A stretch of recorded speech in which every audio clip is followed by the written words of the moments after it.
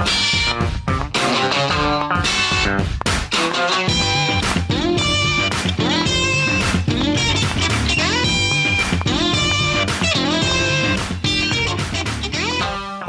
cow, folks, you know you're in for a treat when you hear that tune because it's time for another edition of the Rec Poker Podcast. So first, I got to say Happy New Year, everybody, and welcome to 2023. Can you believe how 2022 ended? Oh my God. When you think about all the amazing things that happened in that last week of 2022 over the holidays, I can't even get into the details. I'm just like blown away. What an amazing way to end the year. And also my condolences for all the people that were affected. So thanks all in case you haven't guessed, we were pre-record some of these. So I'm speaking from the past. But I'm very glad that I'm welcoming you into the new year here at Rec Poker. We've got a ton of exciting things coming up. There's going to be WSOP is going to be around the corner in no time. We've got Marek Madness going to be here in March. We're already putting together some of the themes of the month coming up down the road. We've got a new Wrecking Crew member to welcome. It's just an exciting time to be around. I hope everyone's done a great job sticking with their New Year's resolutions. If you're hearing this on the day that it came out, it's only Tuesday, January 3rd. So I like your odds so far. But stick with it. Remember, Rome wasn't built in a day.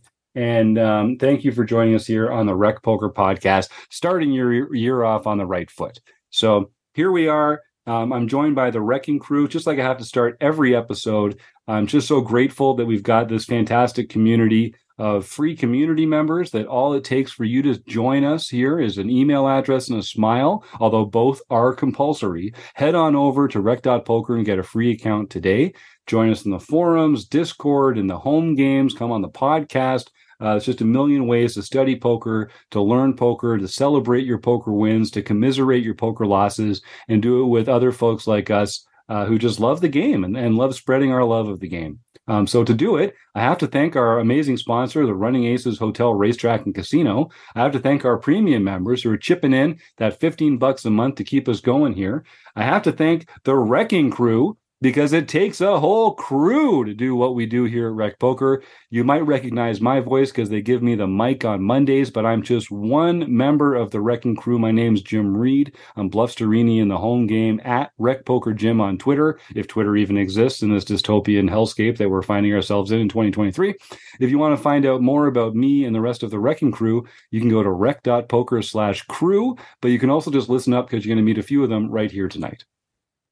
My name is Ben Enslow. I'm BJM96 on Twitch. You can find all my other socials there, and I'm East Coast Bidder in the home game.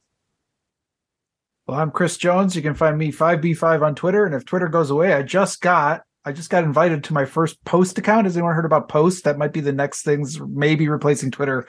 You can find me 5x5. I got 5x5, the official, like no messing around. It's 5x5 on Post. And I am 5x5 in the Poker Stars home game. Nice. And I am John Somsky. I am Poker Geek MN everywhere. And I will be willing to take a bet that Mastodon is more likely to take over than Post. I'm 5x5 there too. Again, covering all your bases. Well, I'm Rob Washam, and I'm Rabman50 just about everywhere, including Twitter and Mastodon. So there you go. Oh, now I'm feeling like I better jump on this Post Mastodon business, because the future of Twitter, who knows? Who knows? By the time people are listening to this, it might not even exist. So thanks, Wrecking Crew members. It takes a village, like I say. I'm so proud to be on the Wrecking Crew with such wonderful folks like Rob, Ben, Chris, and John here, as well as some real killers like Gareth James, Dario Kearney, Kevin Mathers, Kim Kilroy, Eric Ginn, Keith Monkey System Brandt, Troy Chapman. We got all sorts of amazing members that have come at taken that next step to help us spread our love of poker, whether it's through coaching, building the game. There's just a million ways to get involved and to take your game to the next level and to take your love of poker to the next level here at Rec Poker. So I'm so glad to do that. If you were listening last week, you heard a post from John Crowell, who's a premium member here at Rec Poker. He's back this week to talk we're going to be looking at a hand that Ben Enslow, East Coast bidder himself, posted in the Rec Poker forums. And so let me see. I think I've thanked the sponsors. I've mentioned the premium membership. I've told people to come and join for free. Let's get into the hand. So Ben Enslow, we're going to be looking at a hand posted by the one and only Jammin96 in the Rec Poker forums here about facing a river overbet on ACR. Overbets are one of those things that we are less comfortable with. They're kind of outside the normal mainstream of poker sizing. And it can put us in some kind of difficult positions or some positions where we don't have as much experience as with some of those more typical sizes between like 1/3 and 2/3 pot. So take us through this forum post that you posted facing a river bet on ACR. Yeah, thanks for the intro, Jim. Appreciate the welcome and everything. And yeah, this is a post I just put up here. I think it was yesterday. But played this on this tournament on the weekend. It was on ACR. I actually haven't really played much volume on ACR. There's tons of good tournaments going on over there, and here in Clayton, and some other people talk about ACR and stuff. I decided I'd jump in. I think I only loaded on like $25 or something like that just to play in some smaller stuff. But this was one of the bigger ones that I played, and this was a 660 buy-in PKO. I can't remember. I think it was like a 3 or a 4K guarantee. I'm not sure. Somewhere's in there. It might have been a 5K guarantee because usually they have like pretty decent guarantees on their tournaments. So we ran well. We have 347K in chips, nice. And that's off of a 125K starting stack. All right. We scooped a bounty. I think we got lucky and scooped a bounty at some point. So we do have a bounty, and it's a PKO. So I think half the bounty prize gets added to our head, I believe, or our prize. So our bounty increases for the person that takes us out, and then we get to put half of that bounty in our bankroll and just take it right off the table. Yeah, right. So these are the style of tournaments that I usually play. I play quite a few PKOs, are kind of my go-to. I like the fact to be able to, win my buy-in back potentially before I even get to the money is a really nice kind of feature of these tournaments. Yeah, and these these are kind of like the anti-satellite format. Satellites are all about ICM, conserving your stack, not making, big moves and playing small ball. With bounty tournaments, you're kind of incentivized to get your chips in a little more often. So aggressive players like you and me, Ben, I think this is kind of our bread and butter. So it doesn't surprise me one bit that you've been playing a bunch of these and succeeding. Well, yeah, especially with Chris, teach me about, big bet sizes and stuff like that and getting me out of my comfort zone there, right? So there you go. Well, so actually, go ahead.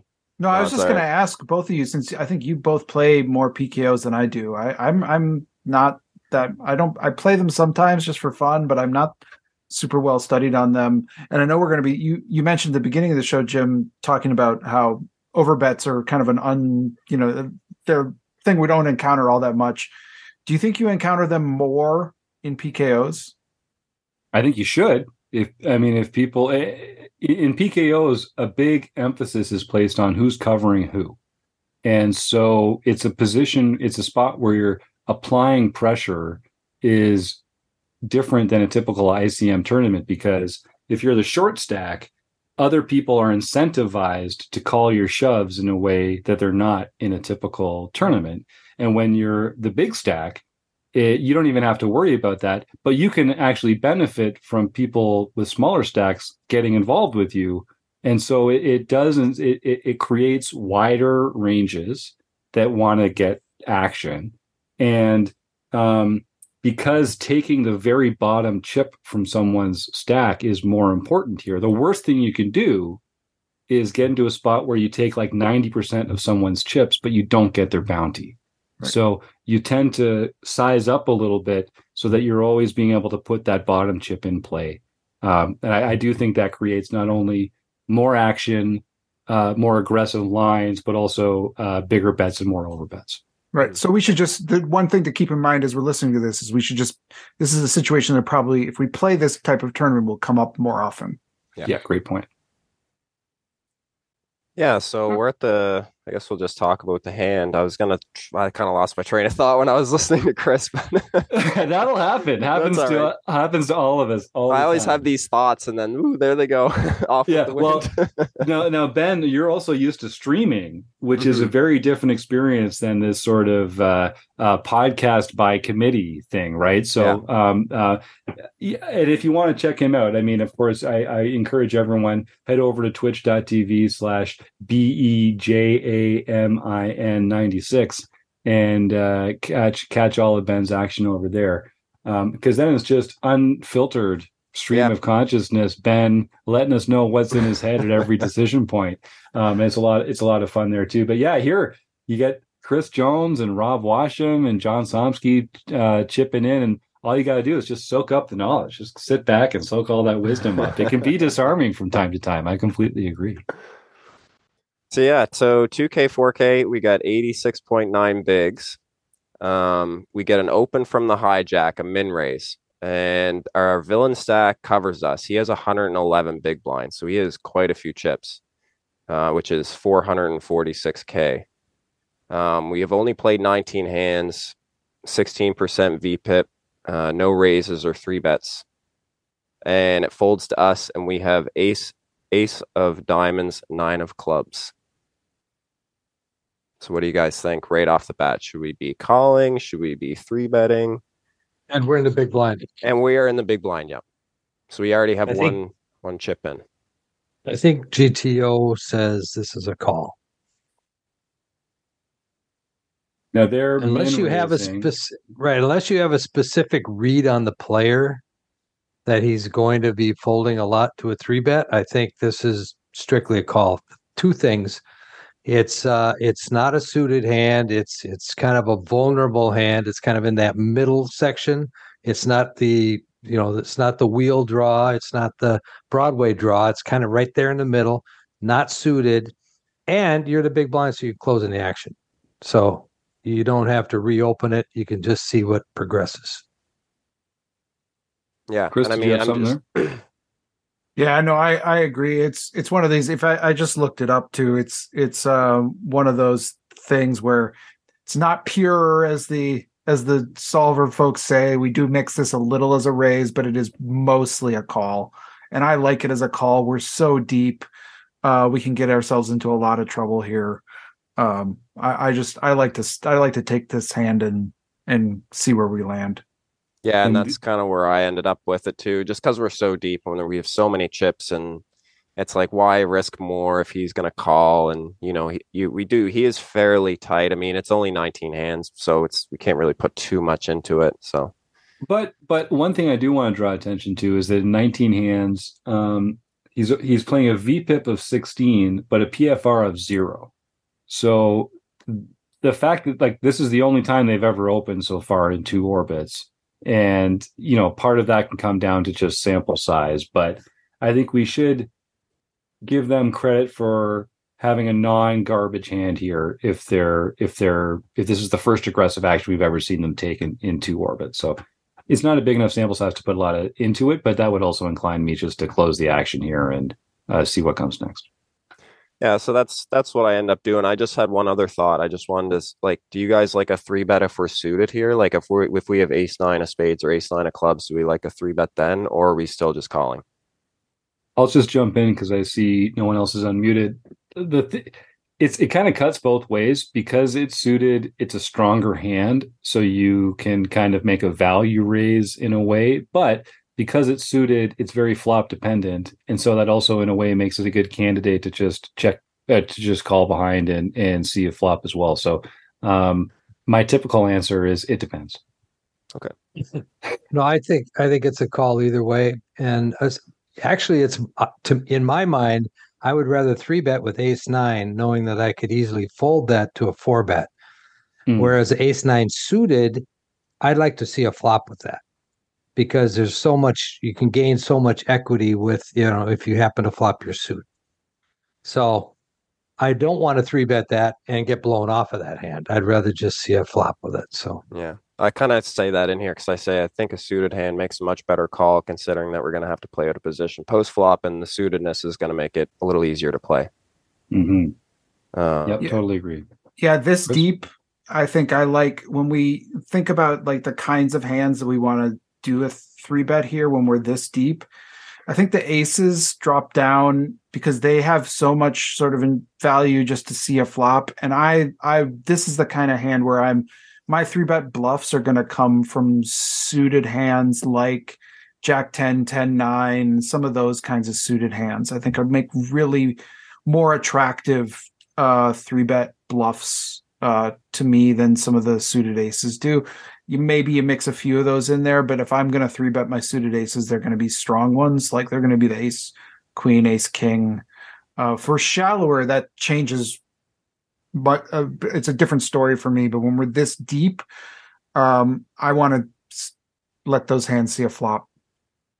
And also the last thing that occurs to me in this spot is when you think of all the ace X hands that we could have, ace 9 is not good enough to be 3-betting for value, but it's also not bad enough that you're going to be folding out a lot of better hands. So like I'd rather be 3-betting with like ace 4 or ace 5, even ace 6, where maybe they'll fold ace 7, they'll fold ace 8, they'll fold ace 9.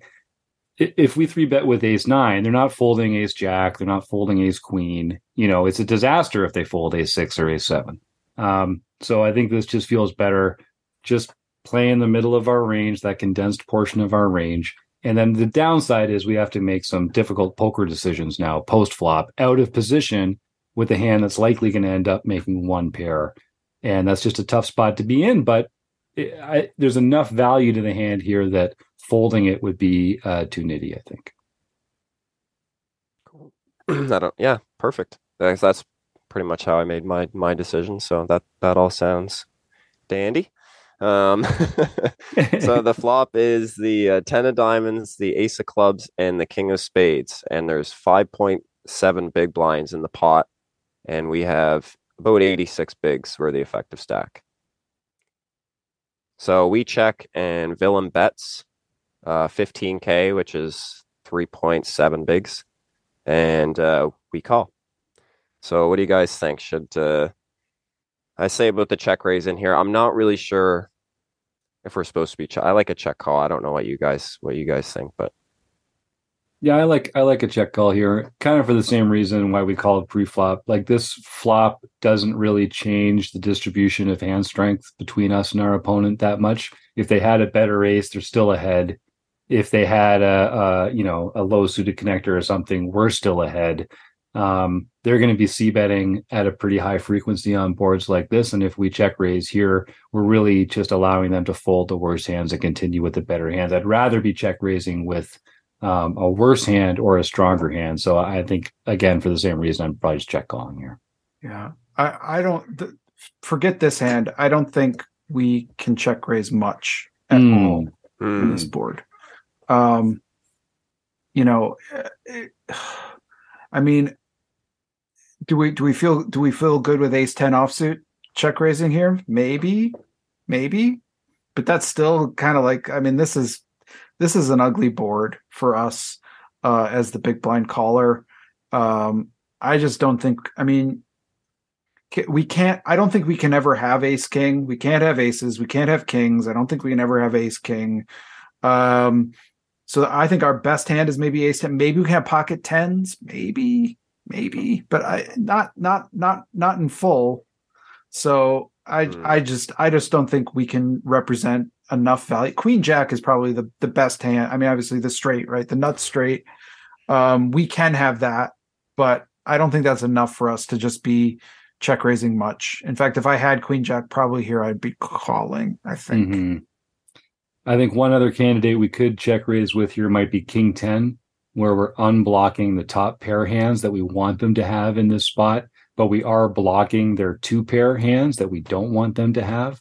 And we're also just doing really well against their 1 pair hands, and even against their draws. They're in here with ace jack, ace queen or something. We're in pretty good shape against them as well. So that would be a check raise candidate. But I think you're right. Other than that, and I guess pocket tens. Yeah, I could see pocket tens being one that we might have here in check raising, but it's a pretty narrow range. Still, yeah. Yeah, pocket tens is probably a 3-bet pre. Yeah. Yeah. So the hands that you're going to wind up here with, you just don't have enough hands to check raise to offset the hands that you can't check raise. Mhm. I mean, you know what I mean? You have to have a bucket of hands that you're willing to check raise with. We've come up with 2. Yeah. Yeah. The bucket's pretty empty. The bucket's pretty empty. So if he's pretty much going to know exactly what you have. Yeah. And he's going to be able to play perfectly against that range. So by calling, you leave everything in your range that was there to begin with. Awesome. Cool. Yeah, so that's exactly what I did. I just call here. So the turn gets interesting. We turn the ace of hearts. So the board now is 10 of diamonds, ace of clubs, king of spades, ace of hearts. So I think that's full rainbow. Yep. And there's 50, almost 53K in the pot, so 13 bigs. And again, we're still the effective stack. We have 82 left behind. Super after deep. calling them. After calling the flop. So I say before we kind of talk about it, so we make trips. Do we ever find a lead here? That's kind of what I was wondering. Do we ever lead out? We're so deep, we faced a lot of aggression so far in the hand. He could still have us crushed, but we like our hand. So I'll just leave it at that and then kind of go from there. I like a lead. I like a really, really small lead here. Ace, ace, king, 10, rainbow. There's no flush draws. If we think about this from villain's perspective, right? When we lead small here, what are they going to do with? I don't know, queen 9? What are they going to do with even jack 10? What are they going to do with king jack?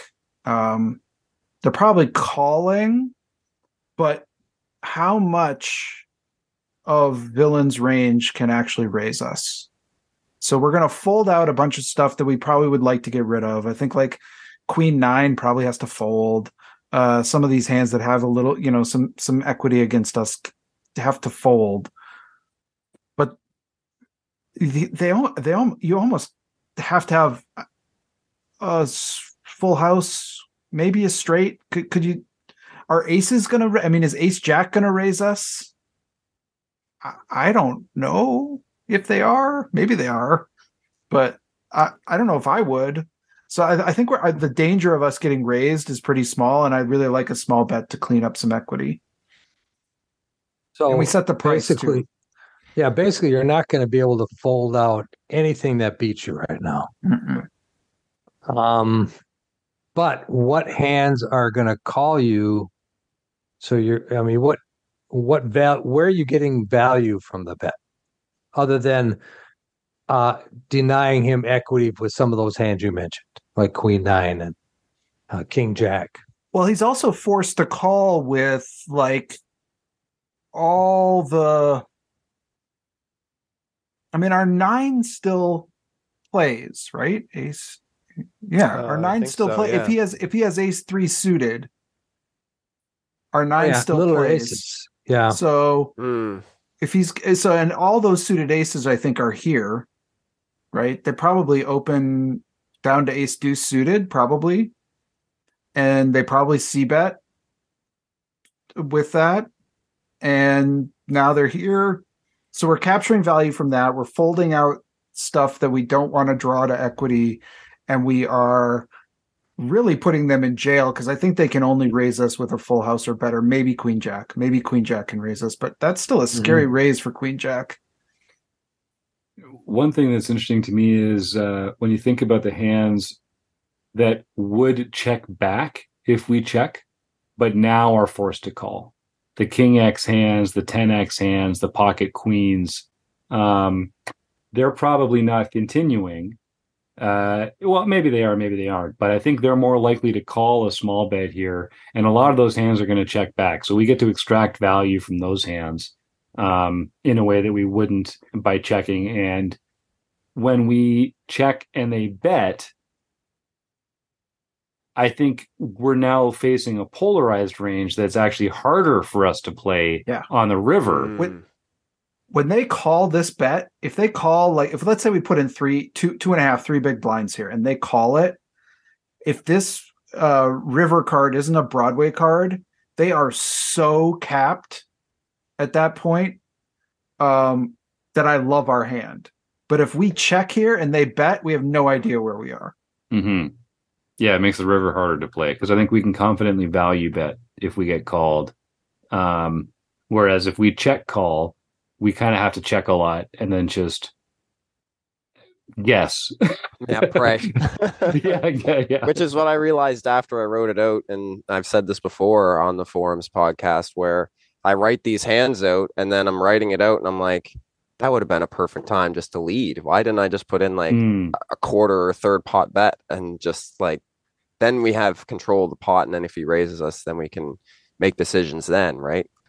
So yeah, I'll just jump in to reinforce that point because we talk about it here from time to time. But, you know, your brain, you use your brain differently when you're describing a hand, when you're putting things in your own words, when you're going through the action yourself as an observer. You have to think about it differently. You have to put it into your own words. Your brain has to think about it differently. And often people tell me this all the time. By the time they get to the end of writing their forum post, they've already answered all their own questions just because they've taken a more thoughtful approach to the hand. So there's just so much benefit from posting hands like this, not only from the insights you'll get from other people, but from what your own brain can tell you if you just recontextualize it in this context. And then the streaming adds an extra aspect because then I can go and look at my reaction right in the moment. I can see myself on camera like, okay, this is what I was thinking in the moment. And I can hear myself talk through that and stuff like that. So then I get two different perspectives. I get in the moment, I can rewatch what I was thinking. And then I can go back and I can write out the hand itself and do a forms post. And then I get double the information basically. So I think it's been helping my game a fair amount. But yeah, so I check and he bets. How much does he bet here? Sorry, guys. No, that's good. This is the turn. Yeah, this is the turn. So he bets 34, basically 35K, which is 8.7 bigs. So I say here, two-thirds pot or so. Two-thirds, yeah. It's a chunky bet. And I say here, now should we check raise? And again, this is where we're in jail now. Like Chris said, like, what do we do? Now it's like, okay, now do we check raise? Like, anyways. And then, yeah, that's basically, I'm curious to see what you guys think about that. I mean, yeah, the pot's getting big. What do you think, Chris? I think we just have to call this. I can't see. I think raising puts us in that sort of, as the poker guys say, that game theory disaster land. Like we're just letting our opponent play perfectly, and so I like a call. Rob? I don't think we can check raise. I mean, there's very few hands at this point that he's going to fold. So we're really check raising to what? To get him to fold something? What are we trying to get him to fold? And I can't think of a hand right now that plays this way. You know, small bet on the flop and then a 2/3 bet on the turn. On this kind of board, especially it turns another ace, right? So, yeah, I just don't see any hands that we're going to get to fold to that check raise. And then we're trying to get value, trying to get him to call a check raise with a hand that we beat. And he's not doing that either. So, yeah, I don't think there's any reason to check raise this. Yeah, and I think that was in game. That was pretty much what it came down to too. And we're still covered. Like we can still be beat here and we're still, you know, I just wish I would have led turn. But let's just for the purposes of illustration. So think about this. We've got trips on this board and we still don't feel comfortable about our hand. And this is why playing these hands out of the blinds in particular is so hard. I think when we go back a few years ago, I think one of the first rec poker themes of the month was playing ace X out of the blinds, because it's a situation where you're like, well, I've got too much equity to fold I'm not going to be one of those nits that folds ace X out of the blinds, but there are no good flops for you other than like flopping top 2 pair. There are no good flops for a 1 pair hand. And so when you call with a hand like this from the blinds, you're basically saying, I hope I make a strong pair and that my opponent slows down so that I can get to showdown, because those are really the only times you're going to win these hands. And so if you're listening at home, don't be afraid. You can just fold.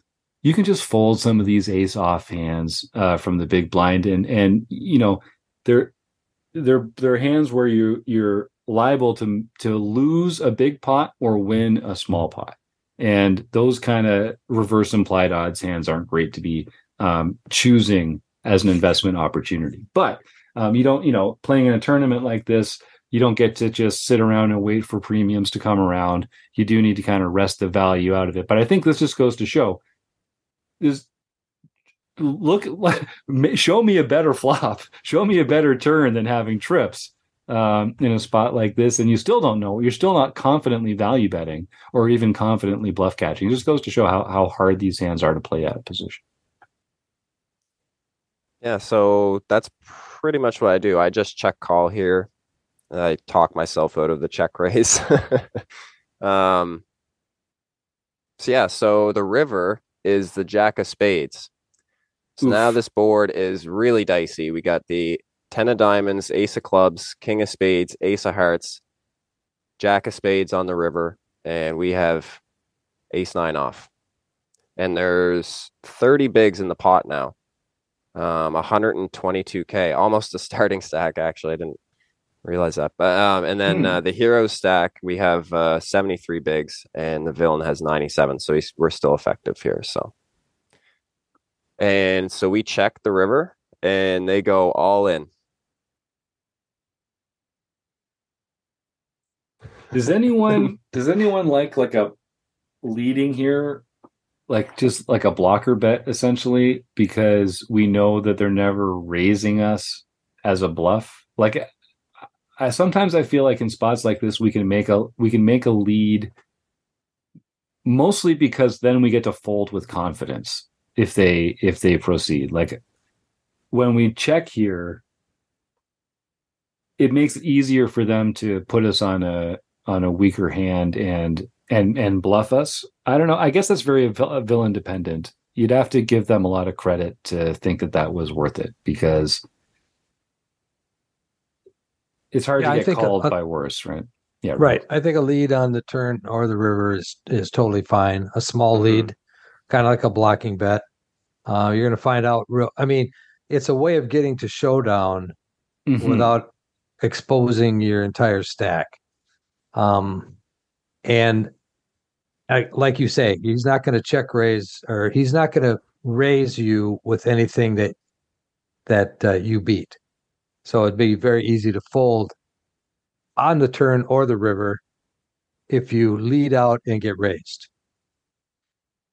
And we gave him the opportunity to take that ace-6 offsuit and jam it into our face on the river. Knowing that even if we have a queen, we can't hardly call that, because the queen is just nothing but a straight at this point in time, right? Yeah, that paired board's got to be scary when you think about, they've got ace 10, they've got ace jack, they've got ace king, they've got pocket jacks probably plays this way. They got ace queen that plays this way. Yeah. I just had a hard time. I was having a hard time. Yeah, I was just having a hard time. Like when I'm sitting there, I'm thinking, what do I beat here? Like I don't like. Nothing. I feel like I don't beat anything. Like you don't. That's like the only thing you might beat is a smaller ace, which you're giving him the opportunity to do this, but chances are, and because he has you covered, he's going after your bounty, hoping you have a hand like pocket nines or something. I don't know. But even would a smaller ace still be worried about being beat here in this spot though, with this kind of a run out?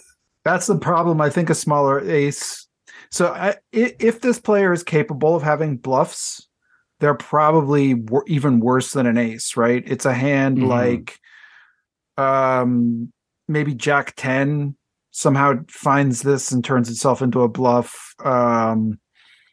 Jack 9 even. Yeah, Jack 9 is a really interesting hand to maybe turn into a bluff. What about like King Jack? Yep. Yeah, I like the hands that have a Jack or a 10 in them if I'm trying to turn this into a bluff because I want to represent the full house of Jacks or 10s. So I think those are the bluffs we see. I don't think many players are capable of doing that, honestly. I think this is so purely a value shove that we should feel very comfortable folding. But I do like, for the same reason I like Jim's, or the lead that I mentioned on the turn, if we didn't do it on the turn, I don't mind a block bet here, just so that we can just feel even more confident that there's nothing like Jack 10 in here. But I don't know. I would fold this. I would fold it too. Yeah, that's exactly what I did. No choice. If the Jack was a deuce, yeah, I'd love to talk about what people would do if the Jack was a deuce. Do we just call it off? I mean, it's a different conversation because it's still scary. I mean, it's definitely still scary. But they have a smaller set of hands that improve to like the super coconuts here in that kind of a spot. Having the four straight out there, plus those Broadway Ace X hands that they're going to be taking this line with. It's true that they'd have Ace 2 sometimes. But I just think this is a worse card objectively than that. I'm probably still folding. I don't probably. I think I am too. Yeah, especially it's such a big overbet. This is huge. This is like over 2x pot. Yeah. But then again, so like, how did we get ourselves in this position where we're folding almost all of our range now, right? Like, so what are the hands that we are continuing with? We're basically saying it's full houses. If we don't Ace Jack, Ace 10. Yeah. So because Ace King, we've 3-bet pre, right? Right. So this is another like, so then some thoughtful opponents really should be betting here a lot. Like they should be bluffing here a lot because we're saying our reasoned analysis tells us that we're laying down trips. That's pretty high in our distribution of the hands that we could have here. So is this a spot? Like I struggle with this from time to time, gang. Maybe you can help me out with this. Like how much responsibility should we feel to like maintaining a minimum defense frequency in a spot like this, or like to letting distribution choose which hands we fold and which hands we call with? Because I just feel like we're behind here so often, but we're still pretty high in our range. How do we decide what to do with that? Like, what would we do with Ace Queen? Right? Like, let's say we make the straight here. We're still losing to a lot of the range. Ace Queen, I'm calling. Yeah, I have to call it. Ace Queen. The blocker, because I block it, and I have the straight now. Yep. Is that the worst hand? I think so. Wow. Okay, so Ace 9 isn't that much worse, right? Like we are actually, if you think about it like that, Ace 9 is I guess it's behind the Queen X hands, but we're not blocking the full houses with the Queen X hands. So it's interesting. It's a really interesting spot. Yeah, I guess let's see. Yeah, that's a really interesting question. Is just in terms of like, forget absolute value, but talking about blocker value and like what it means to us against our opponent. Is Ace not having the Ace more valuable than having the Queen? Mm-hmm. This is something that the two poker guys would get right to the bottom of. This is their kind of question, isn't it? Because we talked about leading the turn and leading the river We have ace nine. What other hands do we lead the turn or lead the river with besides ace nine? Is it like ace eight, ace seven, any ace with a less than a 10? Yeah, maybe. Is that basically the range of hands we're talking That's about? what I would lead the turn with those. I don't know about the river, but with the turn, I really like that. Once this jack comes, it's Yeah, and that's why I left the lead out on my river discussion. I didn't even really put in a lead on the river there just because of the actual card itself. Just, I don't know. It seems I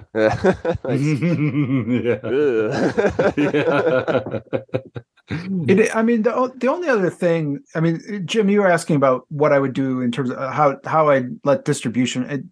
Part of that has to do with like how good do I think my opponent is? Yeah. Like, are they capable of taking a hand like Jack 9 and doing this with it? Like, a lot of the player pool just isn't, right? Mm-hmm. So if they are, then I think I have to like then move down into my distribution and like, okay, I'm up against one of the top players on the player pool on ACR or whatever, and I know that I shark scope them or I've played with them a bunch, and I just know that they're good and they're capable. Now I've got to dip down a little lower because I can't just be exploited like that. But for most players, I think we can comfortably fold this just so much of the time. Yeah, distribution doesn't matter when they always have it. Right. Yeah. Distribution is something that you need to revert to as like a tiebreaker when you're faced with a tough decision. I think when we look at the range that they're playing here, their bluffs, when they exist, are such a small portion of their range here that I think that's a good way of putting it, Chris. Yeah, I think that's true. So did we... Did they show by any chance? No, I didn't get any information. I didn't get any extra information out of it. I did make the fold on the river, and I don't think we did particularly well in this tournament. I think it was pretty much downward trajectory after this hand. But it's a tough spot. I mean, it was a big shove on the river, and I'll post the video in the forums too. Once I get a little bit of feedback, I'll wait till see if some people post in it. But I've got the clip of the actual video that I'll post in there too. Cool. Yeah, nice. I just think that this is a classic hand to evaluate in position versus out of position. I think this would be a completely different hand in position. Yeah. Mm-hmm. Mm-hmm. Yeah, I think that's true. That in-position player could have ace 9 right now. It's just what I was thinking. Yeah, that's true. Yeah, and play it the same way, and we'd still have to fold our ace 9ers, and there's still a way we can do it out of position. Yep. Yeah, it's a thing. Position's real. It matters. Yeah, I was reminded of an old John Juanda hand that he played against Tony G. It was a multi-white pot, and Tony G makes a royal, and John Juanda throws away trips, and on the river, he kind of looks at as Tony shows the royal, and I folded trips. I had trips, and that's just what it reminded me of in the moment. Yeah. Well, it just goes to show, the absolute strength of your hand is only so important. Like, really, the relative strength of your hand is so much more important than the absolute strength of your hand. And then once you start ranging opponents and realizing just how few bluffs they really have here. Okay, last question, gang. The big overbet here. That's obviously polarizing. Like, I think we don't feel that they're going to do that with like King Jack, for instance. That feels like that would be a good play here necessarily. But what do you guys feel like when you see these massive overbets?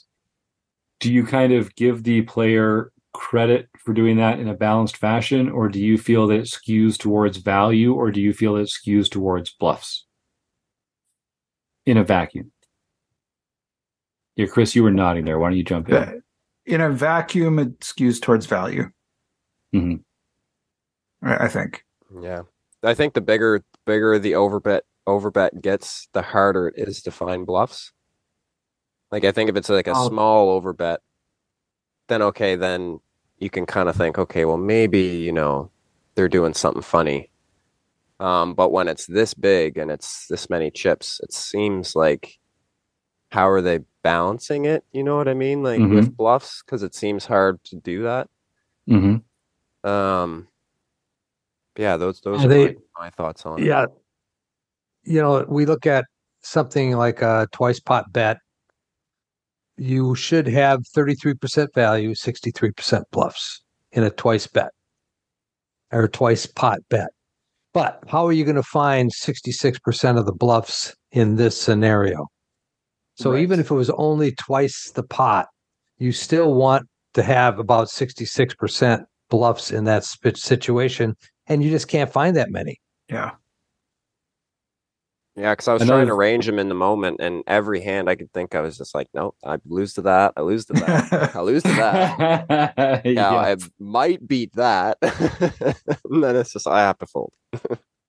And you said that you only had 2 orbits with this player, so they didn't have a lot of reads on you either.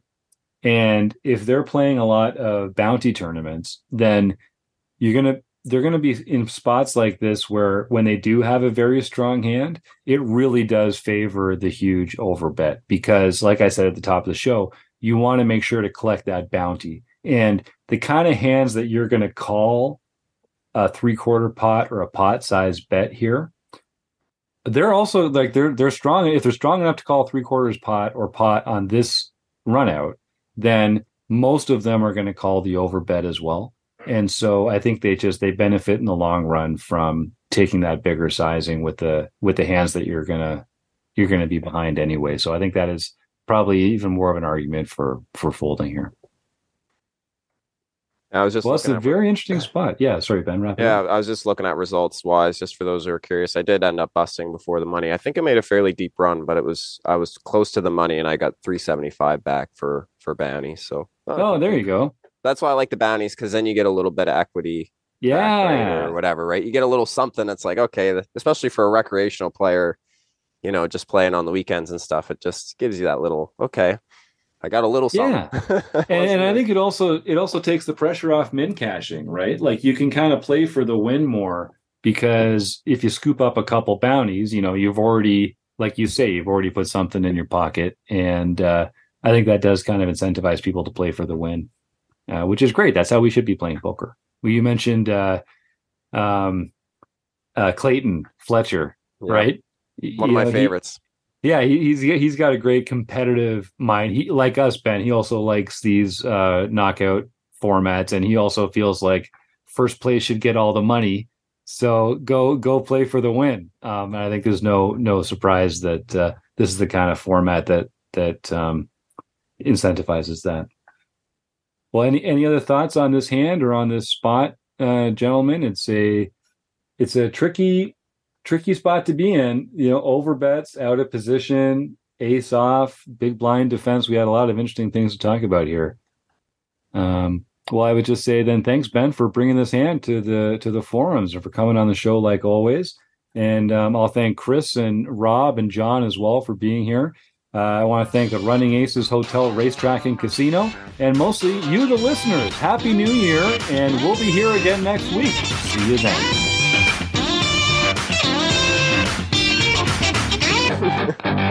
then.